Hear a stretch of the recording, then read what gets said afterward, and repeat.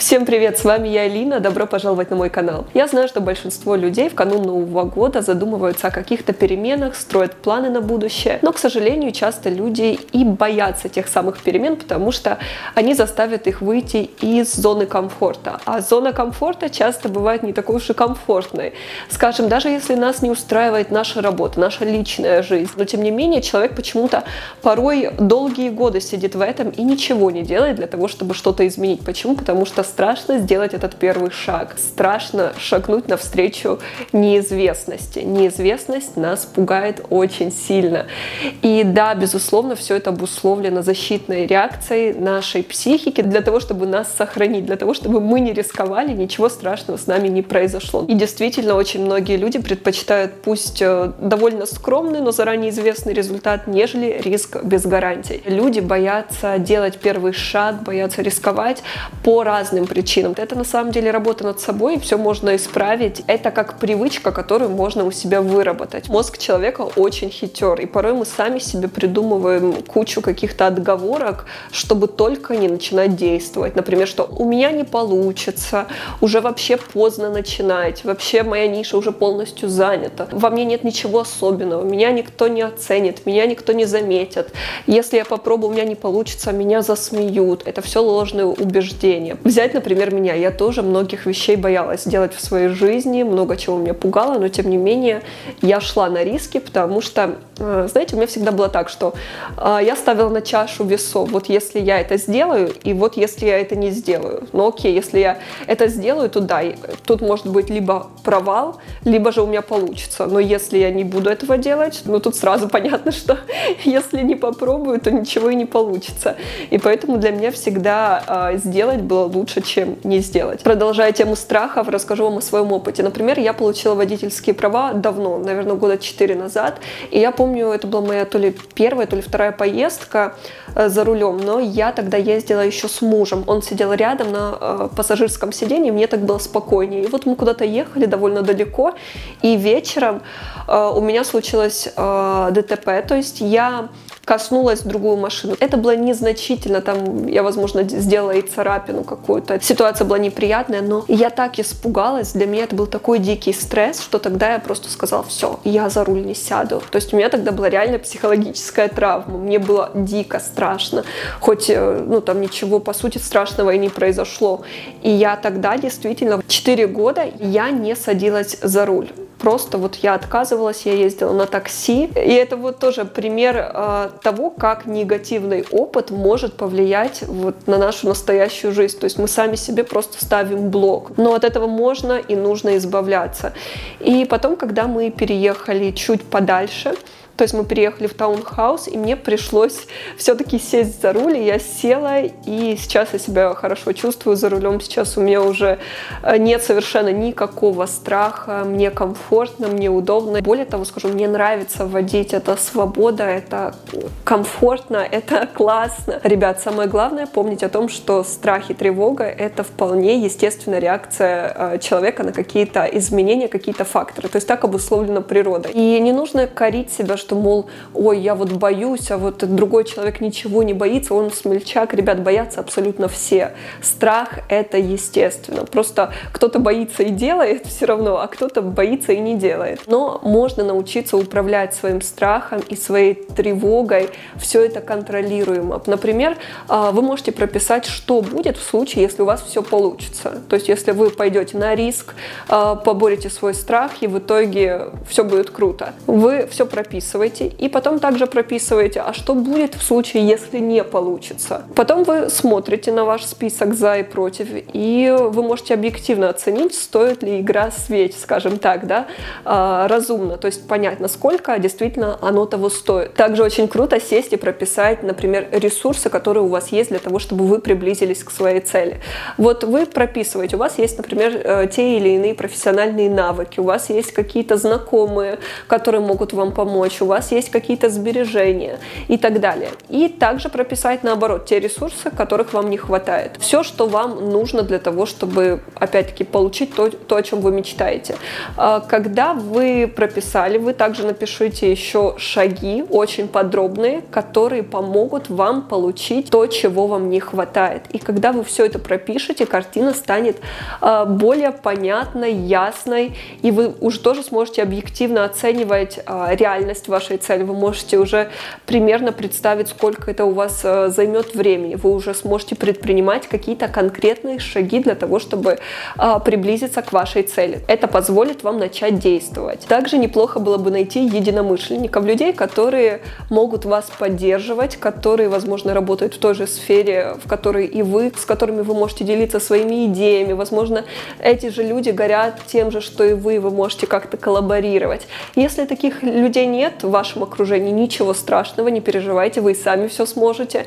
Но, опять-таки, сейчас времена, когда есть социальные сети, интернет, и, в принципе, можно найти кого угодно. Ну и, конечно, наша визуализация, она тоже нам очень помогает, когда мы можем красочно все представить в своей голове, и не только представить картинку, а еще и прочувствовать, как нам будет круто в нашей новой жизни, как нам будет круто, занимаясь тем, что мы любим, как нам будет здорово жить там, где мы хотим, и окружать себя теми людьми, с которыми нам приятно. Когда мы все это чувствуем, естественно, мы себя подсознательно на это программируем и тоже приближаемся к своим этим мечтам гораздо быстрее. Это очень классный инструмент. Ребята, еще раз вам напоминаю, страх — это абсолютно нормально и естественно. Самое главное — это не забывать, что не страх должен вас контролировать, а что вы в состоянии контролировать ваш страх. Человек испытывает множество различных эмоций, но вы должны всегда помнить, что вы главный. Вы решаете, когда вам бояться, когда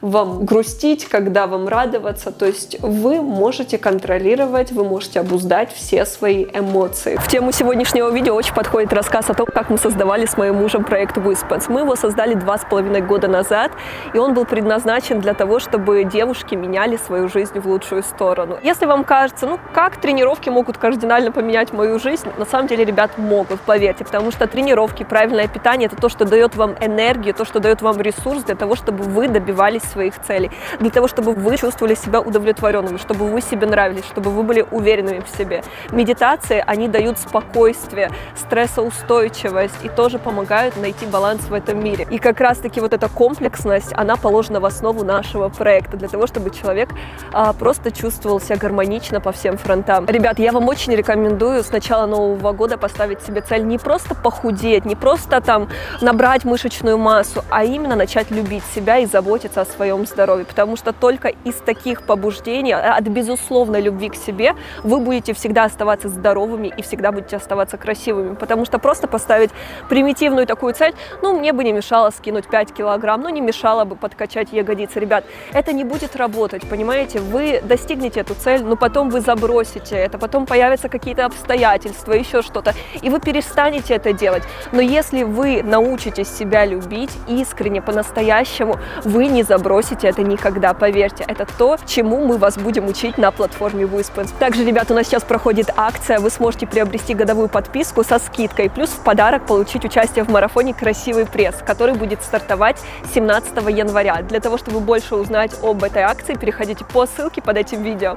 Всех жду. Я вам рассказывала, что по образованию я инженер. Я закончила университет на факультете информационной сети связи, и у меня была техническая специальность. Потом я просто на последних курсах резко поменяла свою жизнь, когда ушла в моделинг и заключила контракт с модельным агентством и начала заниматься этим. То есть тогда мне непонятно было, как моя жизнь сложится. Тогда я вообще не знала ничего о моделинге, что меня ждет. Но я просто взяла и кардинально поменяла свою жизнь. И да, у меня этот диплом валяется, пылится, он мне никогда в жизни не понадобился. Но я ни в коем случае не жалею о том, что я училась в университете, потому что в любом случае это было мое развитие. Коммуникация с людьми, это дисциплина какая-то, это тоже был своего рода выход из зоны комфорта, потому что я не помню, тоже рассказывала, мне кажется, что я была вообще гуманитарией изначально, потом поступила вообще в университет, где были те предметы, которые мне давались тяжело, и тогда это был тоже такой своеобразный выход из зоны комфорта, и тогда у меня получилось. То есть я поступила, мне было страшно, я многих вещей не понимала, но из страха страха, из-за того, что я боялась, что меня отчислят. Я так начала хорошо учиться, что я даже вышла тогда на повышенную стипендию. Стоило только захотеть. Потом я просто, грубо говоря, все это образование бросаю и ухожу в моделинг. Полностью все кардинально меняется, жизнь меняется, но я ни в коем случае не жалела об этом, и просто шло все своим чередом. Я просто чувствовала как-то себя, свои желания, свою интуицию. Вот то, что мне хотелось, я это делала. Да, всегда были страхи, но я не сомневалась, что нужно делать то, что мне подсказывает мое сердце и моя душа, и это меня никогда еще не подводило. И опять же, если вы думаете, что все было так просто, ой, ну взяли ее в модельное агентство, она пришла и все у нее жизнь сложилась легко, классно, без препятствий, достаточно родиться там с более-менее подходящей внешностью, да, для моделей, и все. Но как бы, ребят, не так. Например, когда я начала проходить кастинги, когда меня выбирали на первые съемки, я так боялась, я была такой зажатой, мне так было страшно выходить на этот белый фон, там, да, вот для каталогов сниматься, когда на меня смотрят люди, когда фотограф меня фотографирует, у меня тряслись коленки. И мне кажется, я получалась очень плохо на фотографиях, мне не нравилось, как я получалась. И знаете что? Да, было страшно, и это не только первый, второй, третий, мне кажется, первых 10 съемок мне было страшно, но я все равно продолжала это делать. Я просто шла к этому через свой страх, раз за разом преодолевая себя, и у меня в итоге получилось. За этим последовала череда других судьбоносных решений, таких как замужество, эмиграция в Штаты, то есть это тоже далось непросто. Все было страшно, все было сложно. Переезжать в другую страну, так это вообще какой-то сумасшедший выход из зоны комфорта во всех отношениях. Но ничего, я справилась, просто я хотела жить вот этой жизнью, которой я сейчас живу, и я все делала для того, чтобы это получить, и просто шаг за шагом шла навстречу своим страхам. Еще одним очень важным решением в моей жизни было это то, что мы с мужем полностью отказались от мяса. То есть мы не употребляем ничего животного происхождения уже более 4 лет. И я вам скажу, что это одно из моих самых лучших решений, о котором я никогда не жалела, вообще ни секунду. То есть это полностью, мне кажется, что изменило меня, как-то повлияло на мою осознанность. Ну, я действительно себя считаю другим человеком после того, как произошла эта перемена в моей жизни. То есть это довольно глубокий вопрос, об этом можно долго говорить, об этом можно записать еще одно видео отдельное, поэтому я не буду в это углубляться. И, кстати, на моем канале есть видео о моем переходе на веганство. Я могу вам оставить ссылку под этим видео. Также очень важным решением было это создание нашего с мужем бизнеса, онлайн-фитнес-платформа Wispens, которую мы создали несколько лет назад. И когда мы ее создавали, эту платформу, приложение, мы вообще ничего не знали об этом бизнесе. То есть мы далеки были от этого. Я модель, муж режиссер.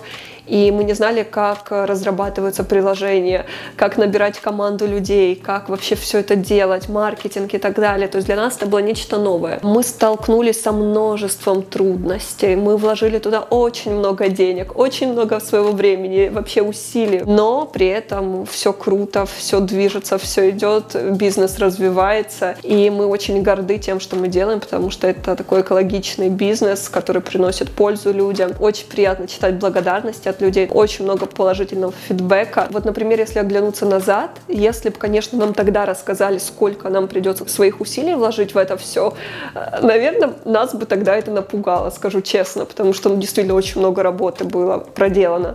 Но, знаете, классная поговорка, что дорогу осилит идущий.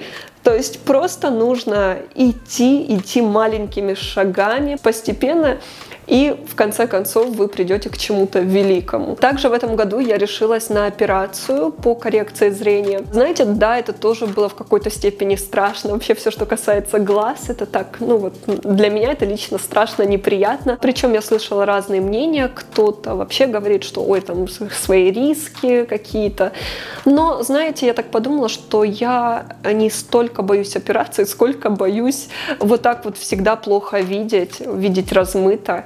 И такая перспектива меня реально пугала гораздо больше. Поэтому я решилась на эту операцию и ни дня не пожалела. Это просто какое-то чудо. Я везде об этом говорила, у меня тоже есть видео отдельно про мою лазерную коррекцию зрения. Я осталась очень довольна и считаю это вообще одним из лучших решений, которые я приняла за последнее время. Также в этом году я начала заниматься с коучем. Это тоже стало таким шагом, то есть еще одной ступенькой в моей жизни, потому что, знаете, я просто дошла до такого момента, когда я поняла, что мне нужна помощь постороннего человека, что если я хочу действительно развиваться, если я хочу действительно быть лучше, если я хочу быть гармоничнее, мудрее, если я хочу добиться большего, мне действительно нужна помощь профессионального человека, который будет меня направлять, который будет советовать мне какие-то вещи, который мне будет рассказывать, почему так или иначе работает моя психика, почему я совершала те или иные ошибки, как их не совершать дальше. То есть мне нужен такой человек, ментор, который будет меня направлять. У меня коуч, женщина, она совмещает в себе много чего. То есть она и как психолог,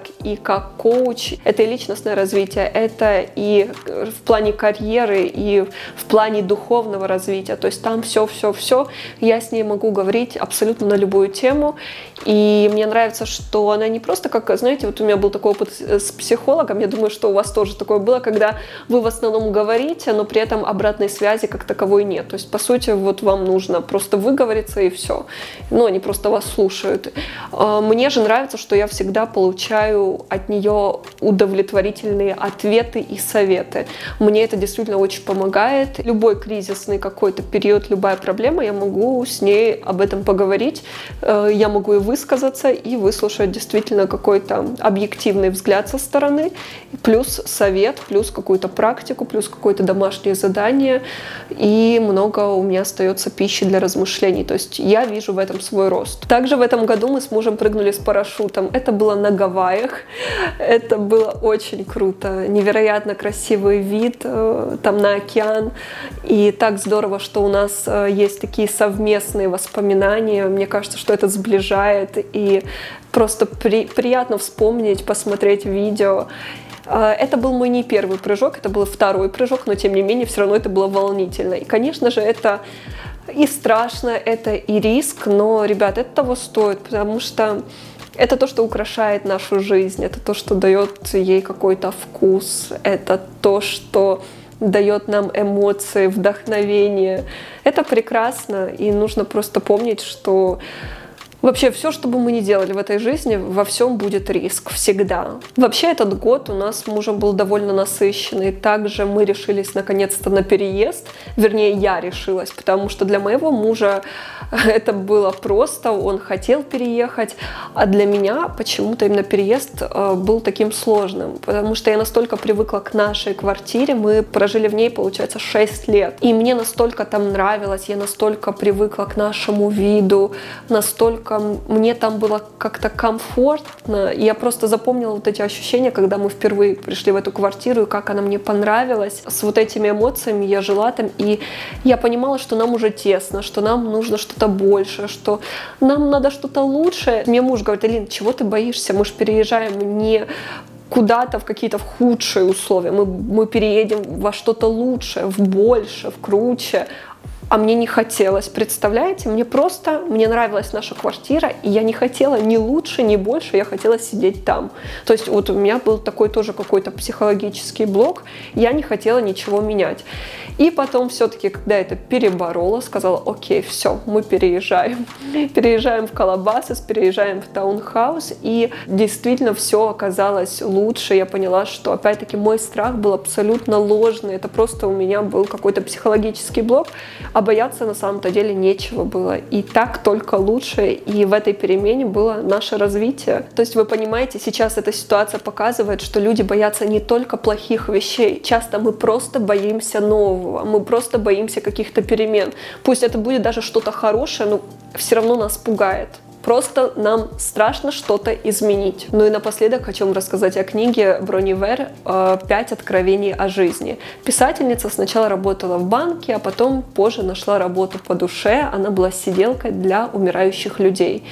И они с ней общались и делились своими мыслями, своими сожалениями. И чаще всего эти люди жалели о таких вещах, что им не хватало смелости признаться в своих чувствах близким, что они потеряли контакт с друзьями, что они работали на нелюбимой сложной работе, что они не позволяли быть себе счастливыми, что они проживали жизнь так, как хотели другие люди, а не как они сами.